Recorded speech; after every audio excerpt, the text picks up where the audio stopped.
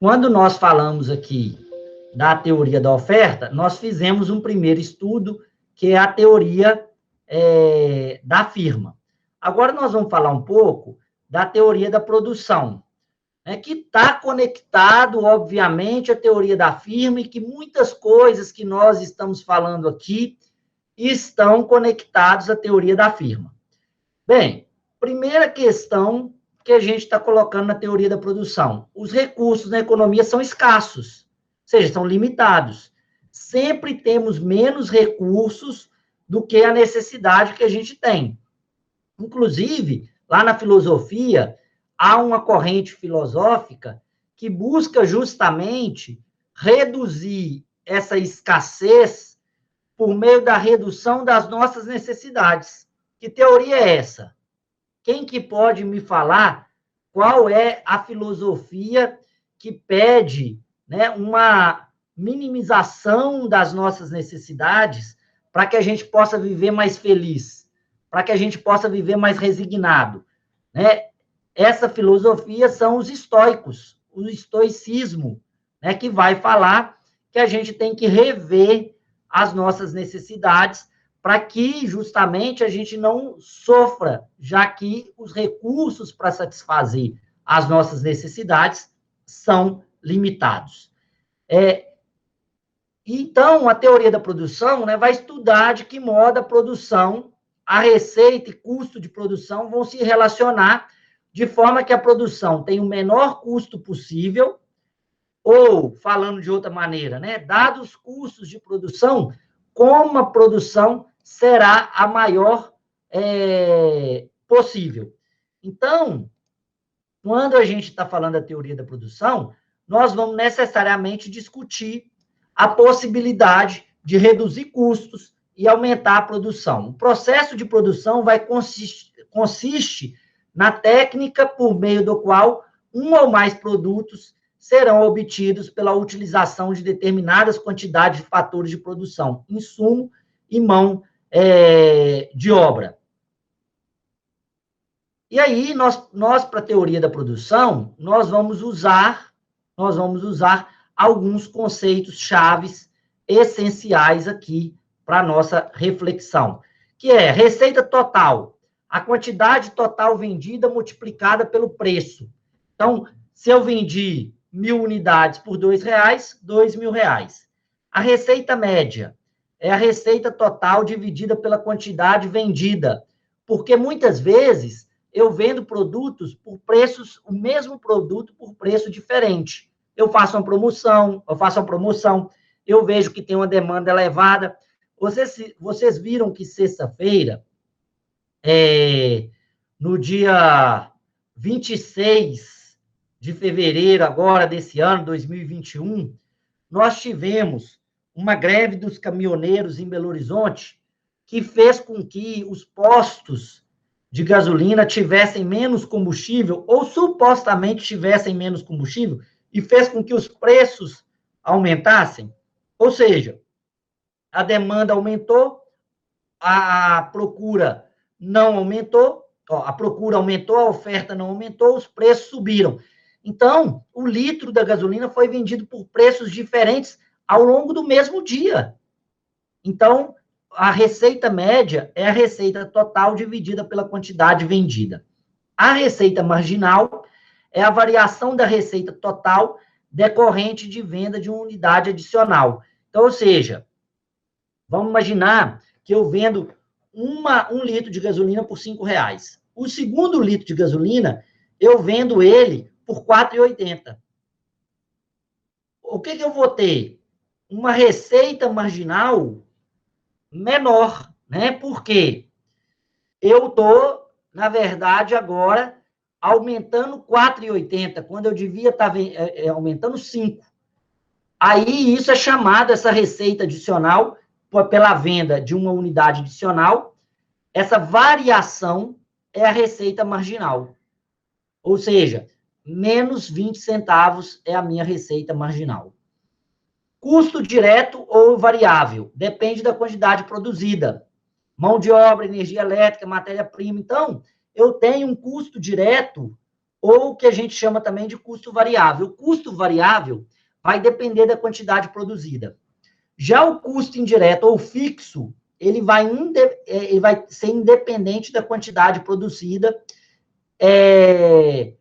como o aluguel, a depreciação das máquinas e equipamentos. Vamos imaginar que você faça uma festa. Vamos fazer uma festa de formatura. A festa de formatura, o local cabe 500 pessoas. A banda. Vamos imaginar aí, deixa eu ver, a decoração. Isso tudo é custo indireto, é custo fixo. Por quê? Independe se forem 500 ou 400 pessoas, você vai pagar o mesmo tanto. Agora, a comida, a bebida, é custo variável. Então, numa economia, num produto que você tem um alto custo fixo, você tem que vender mais para ficar mais barato. Se você tem um alto custo variável, não depende muito a quantidade que você vende para ganhar. Por quê? Porque o pouquinho que você vende, você já sai ganhando. Então, quanto maior o custo fixo, maior tem que ser a venda de uma empresa. O custo fixo é um problema empresarial. Por quê? O ideal é que você tenha uma porcentagem maior do seu custo em custo variável. O custo total vai ser o custo variável mais o custo fixo. O custo médio vai ser o custo total de produção dividido pela quantidade produzida. E o custo marginal vai ser o custo de produção de uma unidade adicional. Então, se eu produzo uma caneta por R$10 e eu produzo 2 canetas por R$18, então, o custo de produção de uma unidade adicional é R$8. São R$8 para cada unidade adicional. Então, eu vou ter que calcular isso observando essa unidade adicional. Vocês se lembram que lá no início do estudo sobre a economia, nós falamos sempre que o acréscimo marginal era importante na economia? O acréscimo, que o estudo da economia se baseava praticamente nas mudanças marginais? Aqui eu estou mostrando para vocês que sempre nós estamos utilizando esse conceito de custo marginal. Então, a teoria da oferta vai falar o seguinte: a oferta vai consistir na quantidade de bem ou serviço que os produtores desejam vender em determinado período de tempo. Então, a oferta vai ser o seguinte: qual a quantidade de bens ou serviços que eu desejo disponibilizar no mercado? Então, vejam bem, cada hora aula minha, quantas horas aulas eu estou disposto a disponibilizar no mercado? E essa quantidade ofertada, ela vai variar de forma diretamente proporcional ao preço. Então, vejam bem, se a hora aula minha custa R$10, eu vou disponibilizar 5 horas por semana. Agora, se a minha hora aula custa R$1.000, eu posso me animar a colocar 40 horas aula. Por quê? Quanto maior for o preço, mais eu vou ter interesse em disponibilizar o produto, mais eu vou ter interesse em produzir. Então, a curva da oferta, ela vai permitir o cálculo do excedente de produto, que consiste na diferença entre o que o consumidor recebe pelo produto vendido, preço de mercado, e seu custo de produção total. Então, eu vou sempre calcular o seguinte: quanto que custa o produto e quanto que eu consigo vender. Quanto maior for a possibilidade do preço, mais eu vou me animar. Por quê? Porque o excedente do produto vai aumentar. O que excede ao produto vai aumentar. Então, a quantidade ofertada de um bem a um determinado preço é a quantidade que o ofertante venderia àquele preço. A quantidade ofertada descreve o comportamento dos vendedores. A quantidade ofertada pelo mercado de um bem a um determinado preço é o total que todos os vendedores do mercado venderiam a aquele preço. Então, eu vou ter o seguinte gráfico da oferta. A 50 centavos, eu tenho uma oferta de 50 dúzias. A um preço de R$ 2,50, eu vou ter uma oferta de 250 dúzias. Ou seja, quanto maior for o preço, maior a quantidade vai ser ofertada no mercado. Aí você vai falar assim comigo, assim, Jamil, mas olha só, você está falando que se sua aula custasse R$ 1.000, você disponibilizaria, por exemplo, 60 horas aulas no mercado. Mas a sua semana só tem um tanto de horas. Isso, o que vai acontecer? Se eu aumento o preço da hora-aula, o que vai acontecer? Outros professores vão se animar a entrar no mercado. Isso vai fazer com que haja mais ofertas de aula no mercado. Olha o caso, não sei se vocês vão se lembrar da paleta mexicana. Uma pessoa fez uma loja de paleta mexicana. Aí, o que aconteceu? Começou a surgir na cidade várias outras paletas mexicanas. Por quê? As pessoas visualizaram, ainda que isso seja subjetivo, ainda que isso não seja tão preciso, as pessoas visualizaram que havia ganhos vantajosos na venda da paleta mexicana e fizeram com que mais pessoas entrassem no mercado. Então, todas as vezes que eu aumento o preço, a tendência é que eu aumente a oferta.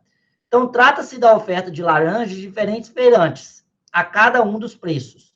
A quantidade ofertada de laranja aumenta à medida que o preço da laranja aumenta.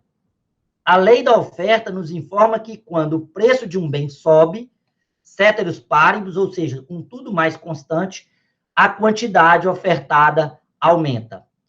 Olha só, gente, essa é uma perspectiva isolada. Nós ainda vamos estudar isso em relação à demanda, que é o equilíbrio. Agora, veja só, eu tenho dois gráficos. Eu tenho o gráfico da quantidade ofertada, que é esse aqui, ou seja, em que a mudança na quantidade ofertada significa um movimento ao longo da curva de oferta, que ocorre sempre devido a uma mudança no preço desse produto. Então, olha só, todas as vezes que eu mudo o preço do produto, eu mudo a quantidade ofertada. Então, essa é a variação da quantidade ofertada. Agora, eu tenho uma outra variação, que é a variação da própria oferta de um determinado produto ou serviço. As modificações na curva da oferta, por sua vez, ocorrem quando há modificação nas demais variáveis que afetam o comportamento da firma. O custo do fator de produção, as alterações tecnológicas, o preço de outros bens, as expectativas dos agentes econômicos. Então, olha só, vamos comparar aqui. Eu posso mudar a curva da oferta. Olha só, eu não estou mudando só a quantidade da oferta. Eu estou mudando a análise da oferta como um todo. Se eu tenho uma redução da quantidade ofertada a um determinado preço, eu desloco a curva da oferta para a esquerda. Isso significa o seguinte, que eu vou fornecer a mesma quantidade a um preço maior. Então, vejam só, vamos pegar aqui, se os insumos da produção aumentam, eu tenho, então, uma mudança da curva da oferta, não no preço, mas a própria curva inteira eu altero. Ou seja, se eu antes venderia 50 laranjas a 50 centavos, agora eu vendo 50 laranjas a aproximadamente 130, R$ 1,30. Por quê? Não mudou o preço da quantidade pela quantidade, o preço do produto, mas o preço não mudou só o preço do produto, mudou a formação do preço do produto. Então, eu vou ter aqui o que eu chamo de mudança da oferta e não da quantidade ofertada. Então, isso pode acontecer pela alteração tecnológica.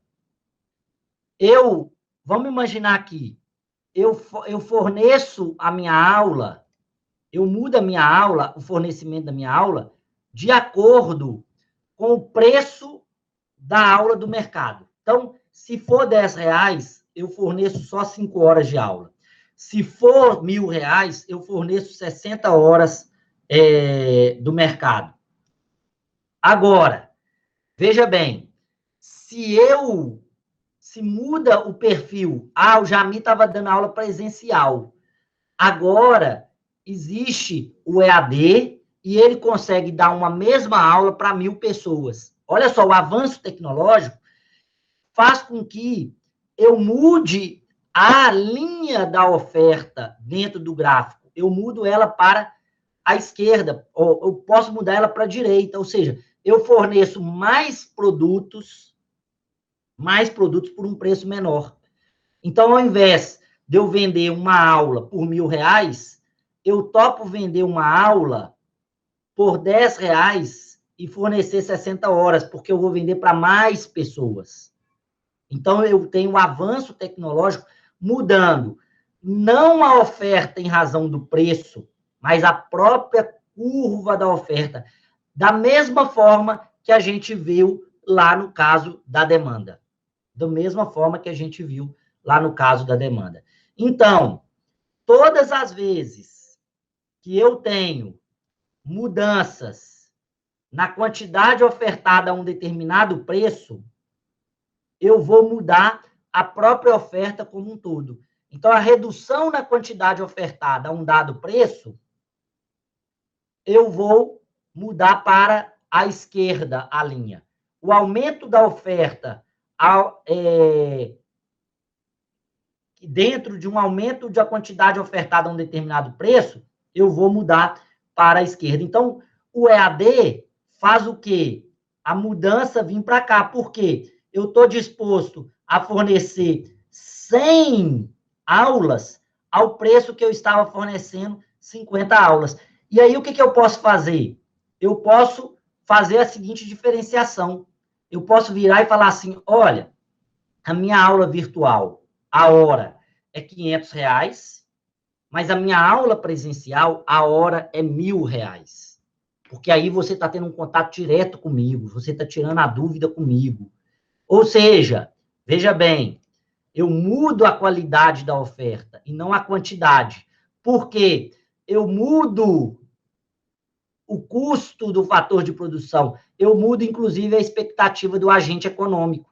Por quê? A minha expectativa, ou eu até mudo o valor do produto, não do ponto de vista financeiro, mas o acesso ao produto, né? Uma aula presencial com o professor Jamil é uma coisa, uma aula virtual é outra. Isso vale, por exemplo, para um show, né? Para um espetáculo. O espetáculo pela rede social é uma coisa. Agora, o espetáculo, a sensação de assistir o espetáculo presencialmente é outra. Então, eu tenho tanto a variação da quantidade ofertada, quanto a variação da própria oferta. Por exemplo, aqui, né? Se vai chegar o verão, e o verão vai ser muito quente, a oferta do ar-condicionado muda. Não é só a quantidade ofertada, mas a qualidade da oferta, a qualificação da oferta muda. Porque mudou-se, né, outro fator que não é só o preço. Então, eu vou ter aqui, né, esse quadro, e nós vamos falar da produtividade. A produtividade significa a quantidade de bens e serviços produzidos em 1 hora de trabalho, podendo ser medida por hora de trabalho humano ou hora de trabalho do maquinário. Nós já falamos em produtividade lá no início do estudo econômico. que esse é uma análise importante do cenário macroeconômico. Mas vejam, a produtividade está em análise na microeconomia, mas serve como parâmetro de política na macroeconomia. O aumento da produtividade ele está relacionado a inovações tecnológicas, ao aperfeiçoamento do capital humano e a melhores técnicas de administração. A busca pelo aumento de produtividade é fator-chave para as empresas, pois resulta em crescimento da oferta com aumento da capacidade competitiva, expressando utilização mais eficiente dos recursos produtivos. Pessoal, então, quando a gente fala em produtividade, então, nós estamos falando no aumento da produção em hora. Então, se eu leio 100 páginas em uma hora, eu busco ler 150 em uma hora, ou seja, aumentar a minha produtividade. Porque se eu aumentar a minha produtividade, eu fico mais competitivo. Obviamente, gente, que tem pessoas que ficam tão obcecadas no aumento da produtividade, que ao invés de aumentar a produtividade, eles entram em colapso.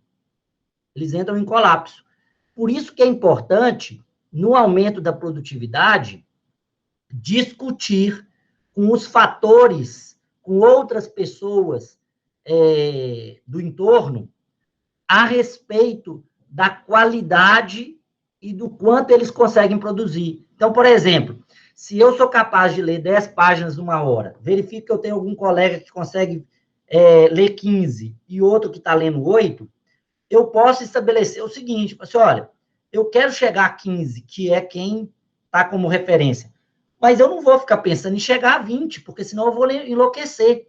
Então, a própria produtividade, né, a busca pela produtividade precisa ser pensada de uma forma que não gere mais improdutividade. Então, até isso precisa ser analisado. Quando vocês começarem a entrar no mercado de trabalho, de certa forma, essa vai ser uma preocupação de vocês muito constante. Como aumentar a produtividade? Porque o aumento da produtividade, ele gera um aumento de ganho e um aumento de competitividade, porque você vai poder fornecer, muitas vezes, um produto a um preço menor.